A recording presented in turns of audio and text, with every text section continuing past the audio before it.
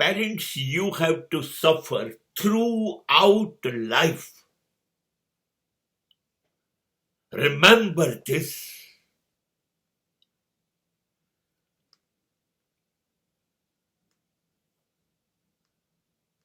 સમય ખૂબ ખરાબ આવી રહ્યો છે નહીં, આવી ગયો છે.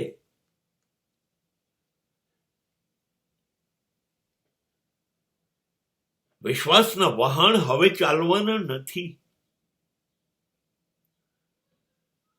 ભરોસાનો ભૂક્કો બોલી જવાનો છે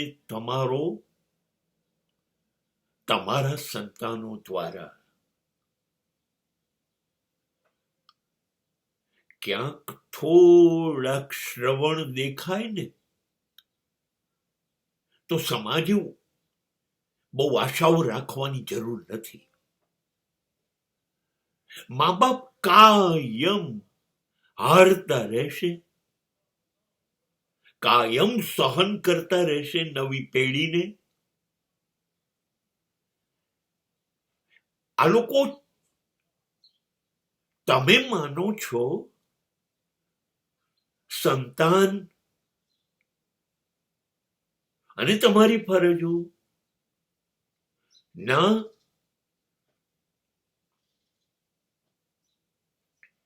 આ તો બલરાજ સહાનીની એક ફિલ્મના ગીત, ચલ ઉડ જા રે પંછી કે અબ યે દેશ હુઆ બેગાના.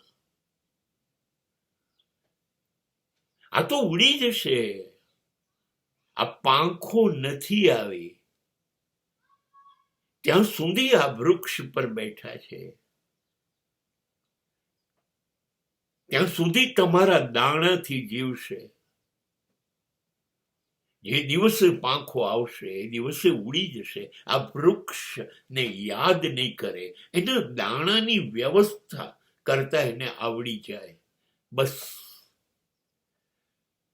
મા બાપ બાળપણમાં જન્મ આપે, માં તો પીડા ગર્ભની પણ ભોગવે, પછી ઉછેરે, પછી બાળપણ, પછી શિક્ષણ, પછી યુવાની. હા, અહીં પણ સહન કોણ કરે છે? મા બાપ. કોણ સહન કરે છે? સંતાનોના મોંમાંથી નીકળેલો એક એક શબ્દ બિચારા દોડીને ચૂપચાપ પૂરો કરી દે છે. તમને ઓછું ના આવી જાય તો સૌથી વધુ સહન તો એ વખતે કરે છે. હા, બધા સમાધાન એ લોકો એમની જિંદગીના કરે છે, અમારે ચાલશે. આ લોકો, તમને નવી પેઢીને ખબર નથી, તમારી યુવાનીને સતત રાખવામાં જ આ લોકો વૃદ્ધ થઈ ગયા, જિંદગી આખી ખર્ચી નાખી તમારા ખર્ચાઓને પહોંચવા. તમને ખ્યાલ જ કેવી રીતે હોય? તમારી સમજણ એ વખતે નહોતી. આ લોકો એમનો પરસેવો વેચ્યો છે. આ લોકો એમના હાથની હથેળીઓની રેખાઓ પ્રારબ્ધની ભૂસી નાખીને ત્યારે તમારું નસીબ લખાયું છે. તમારો સામનો નથી થયો, મુશ્કેલીઓ તકલીફો આઈને ઉભી રહે ને ત્યારે આ લોકો ઉભા રહી ગયા હતા સામે. આ તમારું સરનામું નથી એમ કરીને મુશ્કેલીઓને પાછી વાવી દીધેલી અને પોતાના સરનામે બોલાવી લીધેલી. આ શરૂઆત પણ આ જ. અને હવે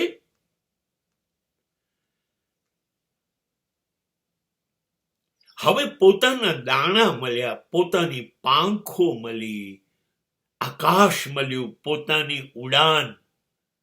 હવે મનગમતું પાત્ર મળ્યું, પ્રેમિકા મળી, પત્ની મળી, સરસ કમાણી મળી,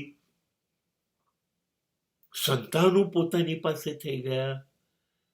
સમૃદ્ધિ, સંપત્તિ કશું બાકી નથી. હવે એમનું વર્તન પાછું તમારી તરફ, હમ આપકે હૈ કોણ. હવે તમને કઈ જરૂર નથી ને. હા, ફરી 60-65 વર્ષે તમારી 5 ઇન્દ્રિયો તમારી કામ નહીં કરે, શરીર સાથ નહીં આપે. અને ઘણા બધા કિસ્સામાં તો ખિસ્સું પણ ખાલી થઈ ગયું હશે ને, આમના ખિસ્સા ભરવામાં. ત્યારે ફરી તમારે છેતરાવાનું થશે.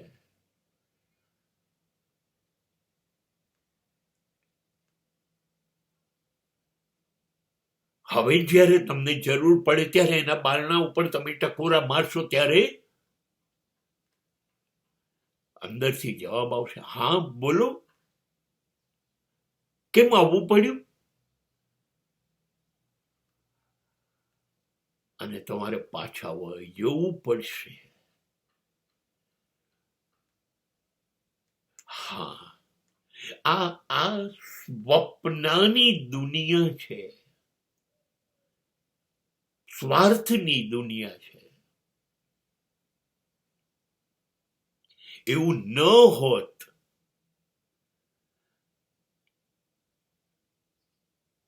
તો એક ઘરમાંથી અનેક અલગ અલગ ઘર બન્યા હોત. જ્યારે હાથ પગ, આંખ કાન નાક કશું નથી ચાલતું એવું શરીર થઈ ગયું, ત્યારે 3 કે 4 દીકરાઓ તમને મૂકીને પોતાના અલગ મકાન બનાવી લીધા હોત, એક ઘરના અનેક ઘર થયા હોત. નસીબ માનો અત્યાર સુધી પેઢી આ રહીને તમને એવું કહે છે,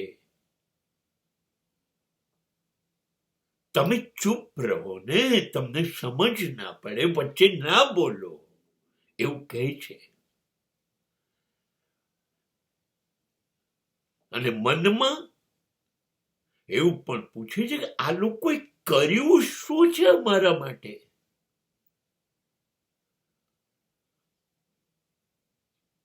તમારી પાસે કોઈ જવાબ નથી. સાચે સાચ